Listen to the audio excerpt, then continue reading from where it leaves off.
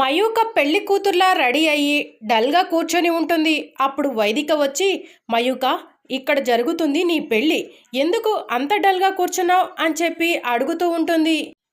Mummy, ఈ పెళ్లి చేసుకోవడం నాకు ఇష్టం లేదు.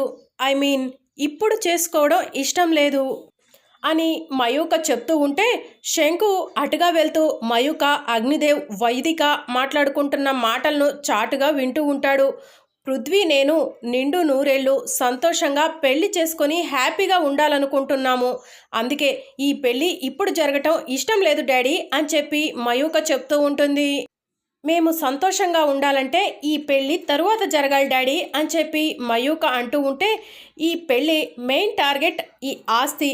నువ్వు ఈ పెళ్ళి కంటే ముందే జాబిల్లి కాదు మయూక్ అని తెలిసిపోతే కనుక ఆస్తిలో చిల్లి గవ్వ కూడా మనకు రాదు అని చెప్పి అగ్నిదేవ్ చెప్తూ ఉంటాడు. ఈ మాటలను శంకు విని షాక్ అవుతాడు.